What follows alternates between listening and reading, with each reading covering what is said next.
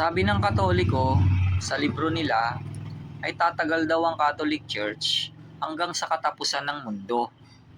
Palagay ko, halos lahat ng tanungin nyo kung totoo yung paniniwala na yan ng Katoliko ay kukumporme dyan. Lalo na kung walang alam sa Biblia. Pero kung ako po ang tatanungin nyo kung totoo ang paniniwala ng Katoliko, na tatagal daw ang Catholic Church hanggang sa katapusan ng mundo, ang sagot ko po dyan ay isang malaking no. Alam niyo po kung bakit? Una, hindi naman po kasi totoong kay Kristo yung iglesia na yan eh. Hindi po totoo ang pamarali nila na si Kristo raw ang nagtatag ng Iglesia Katolika. No. Alam ko po kung sino-sino ang founder ng Katoliko. Hindi po si Pablo, hindi rin si Pedro, at lalong hindi si Jesus. Ang iglesyang kay Kristo ay tinatawag yon sa pangalan ng Diyos na kanyang Ama. Kaya iglesia ng Diyos ang tawag o pangalan nun. Basa. Mateo 24:4 hanggang 5.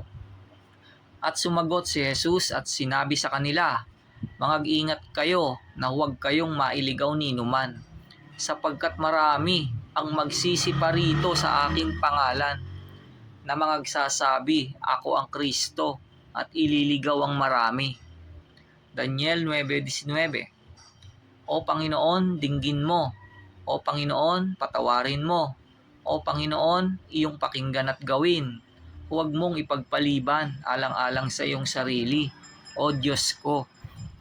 Sapagkat ang iyong bayan at ang iyong mga tao ay tinatawag sa iyong pangalan. Unang Korinto 1:2. Sa iglesia ng Diyos na nasa Korinto, sa makatwid bagay sa mga pinapaging banal kay Kristo Jesus, na tinawag na mga banal, nakasama ng lahat ng mga nagsisitawag sa bawat dako sa pangalan ng ating Panginoong Jesucristo na kanila at ating Panginoon. Pangalawa, kaaway po ni Kristo yan eh. Babasagin niya at pagpuputol-putulin yan sa pagbalik niya eh. Basa, Daniel 2:34, 44 hanggang 45. Iyong tinitingnan hanggang sa may natibag na isang bato, hindi ng mga kamay, na tumama sa larawan sa kanyang mga paang bakal at putik na lutok, at mga yaoy binasag. At sa mga kaarawan ng mga haring yaon ay maglalagay ang Diyos sa langit ng isang kaharian na hindi magigiba kailanman, o ang kapangyarihan man niya o'y iiwan sa ibang bayan, kundi pagpuputol-putulin at lilipulin niya ang lahat na kahariang ito, at yaoy lalagi magpakailanman. Yamang iyong nakita na ang isang bato ay natibag sa bundok, hindi ng mga kamay, at pumutol ng mga bakal, ng tanso, ng putik, ng pilak at ng ginto. Ipinaalam ng dakilang Diyos sa hari kung ano ang mangyayari sa haharapin, at ang panaginip ay tunay, at ang pagkapaaninaw niya ay tapat. Pangatlo, sa pagbalik ni Kristo ay magkakaroon pa ng 1,000 years na paghahari niya kasama ang iglesia, at paglipol sa lahat niyang mga kaaway bago ang paggunaw o katapusan ng mundo. Kaya paanong tatagal ang Catholic Church hanggang sa katapusan ng mundo? Lilipulin nga yan sa umpisa ng 1,000 years ayon sa Biblia.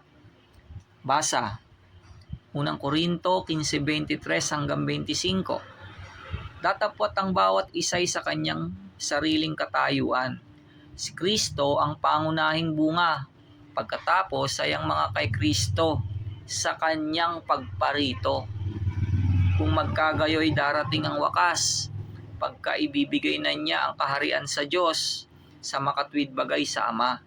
Pagka lilipulin na niya ang lahat ng paghahari at lahat ng kapamahalaan at kapangyarihan. sapagkat kinakailangang siya'y maghari hanggang mailagay niya sa ilalim ng kanyang mga talampakan ang lahat niyang mga kaaway. Huwag po kayong nagpapaniwala sa mga claims ng Katoliko. Puro kalokohan ng mga pinagsasasabi niyan. Kahit sila mismo ay hindi nila alam na puro kasinungalingan ang pinagsasasabi nila dahil sa kawalan nila ng malay sa Biblia. Basa Biblia. Unang Timoteo 1:7 na nagsisipagnasang maging mga guro ng kautusan, bagaman di nila natatalastas kahit ang kanilang sinasabi, kahit ang kanilang buong tiwalang pinatutunayan. Mateo 22:29. Ngunit sumagot si Jesus at sinabi sa kanila, nagkakamali kayo sa hindi pagkaalam ng mga kasulatan, ni ng kapangyarihan man ng Diyos. Sabi sa libro nila, ang Iglesia Katolika Romana ay tatagal hanggang sa katapusan ng mundo. Daniel 7:19,22,26.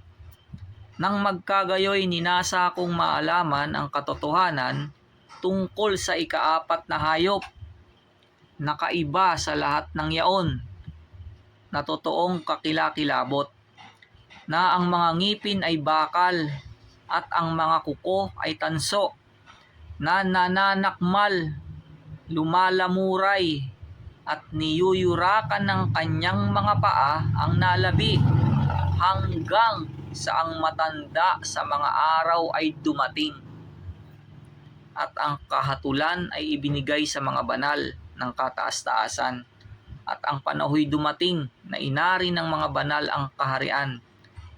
Ngunit ang kahatulan ay matatatag at kanilang aalisin ng kanyang kapangyarihan upang patayin at ibuwal hanggang sa wakas.